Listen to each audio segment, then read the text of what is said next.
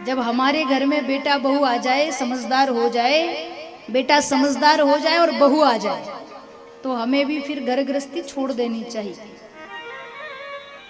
अब आप कहो कि घर गृहस्थी छोड़ के कहां वन में जाए, कहीं मत जाइए, घर में रहिए।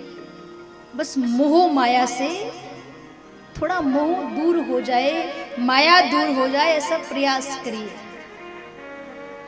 जब बेटा समझदार हो जाए तो जिम्मेदारी उसे सौंप दो। बहू घर में आ जाए, बहू घर के रीति रिवाज समझ ले, तो घर परिवार की जिम्मेदारी बहू को सौंप दो, आप भजन में लग जाओ। पर होता उल्टा है, मैंने देखा है। जितना ज्यादा काम बेटा बहू नहीं होते उसके पहले करते हैं ना, उससे 4 गुना ज्यादा बहू आने के बाद में करते हैं। जितना काम जवानी में नहीं किया उतना बुढ़ापे में करेंगे।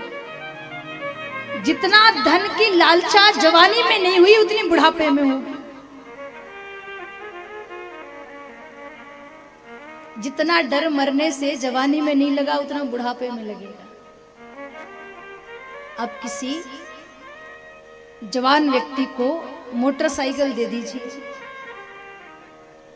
और फिर उसे देखिए। कई बार तो हम देखते, 1-2 बार तो ऐसी घटना घटी हमारे आंखों के सामने, जब वो नागिन की तरह लहराते निकले आगे, तो आंखों के सामने आगे जाके कहीं ना कहीं वो या तो नाली में गिर गए या किसी गाड़ी के नीचे आ गए। इससे पहले जब कथा थी नांदनी में, शाम का समय था, हम आ रहे थे और एक 17-18 साल का बालक था, मोटरसाइकिल लेके। जैसे ही वो आगे निकला, गाड़ी हमारी भी 120 पे थी, सोचो वो कितना तेज होगा गाड़ी चलाने में, उसकी स्पीड क्या होगी। और खतरनाक तरीके से आगे निकला, सामने से ट्रक आ रहा था, बहुत अंधा मोड़ था, 10 मीटर भी गाड़ी से आगे नहीं निकला और ट्रक के नीचे से निकल गया। आंखों के सामने की घटना है, जब छापीहेड़ा में कथा थी उस समय। एक जवान को आप गाड़ी दो तो वो मरने से नहीं डरेगा, बड़ा लहरा लहरा के चलेगा, जैसे यमराज के वहां से चिट्ठी आ गई हो। और उसके पीछे एक बूढ़े व्यक्ति को बिठा दो तो बार बार कहे, अरे बेटा धीरे चला, थोड़ा धीरे चला, गाड़ी की स्पीड कम कर, धीरे चला। काई को बोले गिर जाएंगे, मर जाएंगे। जबकि बूढ़े व्यक्ति को पहले मरना है, जवान को बाद में मरना है। जवान नहीं डरेगा, बूढ़ा व्यक्ति डरेगा। जैसे जैसे बुढ़ापा आता है, मोह और पकड़ता है, माया और पकड़ती है, स्वाभाविक है। संत कहते हैं प्यारे, घर में रहिए, जो धन कमाया वो बेटा बहू को दे दीजिए। अब राम नाम का धन कमाने लग जाइए, भजन करने लग जाइए। महाराज अगर बेटा बहू को सारी प्रॉपर्टी सौंप दे, तिजोरी की चाबी दे दे, तो बुढ़ापे में कौन पूछेगा। थोड़ा बहुत तो रखना पड़ेगा हमारे पास।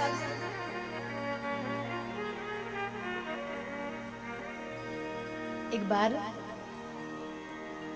एक बहुत पुरानी घटना मैं आपको सुनाऊं। 2007 या 8 का समय था। हम राजस्थान, उस समय बहुत ज़्यादा राजस्थान में आना जाना रहता था। एक गोरक्षा अभियान पूरे भारतवर्ष में चलाया था, उसके तहत 2-3 वर्ष राजस्थान की भूमि पर बीते थे। तो एक गांव में भागवत के लिए हम गए। सुमेरपुर के निकट कोई गांव था। एक जाट परिवार में रुकने की व्यवस्था थी। तो खूब 80 साल की माताजी थी। उस समय हम भी छोटे थे, 9-10 साल के। तो वो माताजी के पास ही हम अपनी खटिया लगा करके सोते थे। तो देखा कि वो माताजी सुबह शाम उठती, अपने तकिए के नीचे से एक पोटली निकालती थी। तो एक दिन हमने पूछ लिया कि इस पोटली में क्या रखा है। तो बोले बेटा बहू भी पास में थे, बोले इसमें सोने की मोहरें रखी है। हमने कभी देखी नहीं थी मोहरें कैसी होती है, बड़ी लालसा होगी, हमें भी दिखाओ मोहरे। तो बोले दिखाएंगे आपको दिखाएंगे। तो जब कथा का 6वां या 7वां दिन आ गया, हम बोले आज जब तक मोहरे नहीं दिखाओगे हम मंच पे नहीं जाएंगे। तो माता जी ने बेटा बहू के जाने के बाद एकांत में वो पोटली खोली, तो उसमें छोटे छोटे कंकड़ रखे हुए थे। हम बोले कि ये तो कंकड़ पत्थर है। तो बोले बेटा बहू को ऐसा लगे कि हमारे पास सोना चांदी है, सोने की मोहरें हैं, इसलिए छुपा के रखते, पता है हमारे पास नहीं है। पर ये सोने की पोटली रोज ऊपर नीचे रखती हूँ मैं कंकरों की, तो बेटा बहू दिन में 10 बार पूछने आते हैं, चाय पिएंगे, नाश्ता करेंगे, भोजन करेंगे। और यही जीवन की हकीकत है। अगर आपको लगे कि बेटा बहू सेवा कैसे करेंगे, तो तिजोरी की चाबी तो दे दो।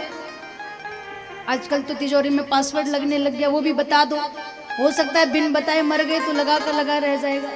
और अपने एक पोटली में थोड़े कंकड़ पत्थर बांध दो। संत कहते प्यारे, समय रहते भजन कर लो।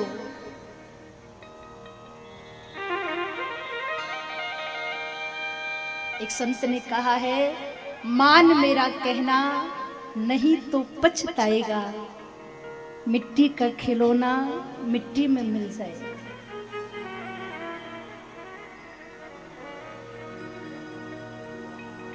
हम कहें कि बेटा हमारा है,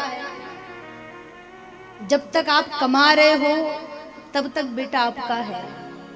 बूढ़े होने पर बेटा तेरा एक दिन पड़ोसी बन जाएगा, मिट्टी का खिलौना मिट्टी में मिल जाएगा। इसलिए संत कहते प्यारे, जब तक श्वासें चल रही है थोड़ा अपने मुक्ति का जतन खुद कर लो, थोड़ा बहुत अपने भगवान का भजन खुद कर लो। 50 साल तक घर गृहस्थी में लगे रहो, खूब नेतागिरी करो। और संत कहते हैं जब आयु बढ़े तो भगवान के भजन में लग जाओ। बचपन है तो खूब शरारतें करिए, चलेगा, पर जब जवान हो जाओ, समझदार हो जाओ, पिता बन जाओ, तो शरारतें करना बंद कर दो। जब व्यक्ति पिता बन जाए तो फिर शरारतें करे तो अच्छा नहीं लगता।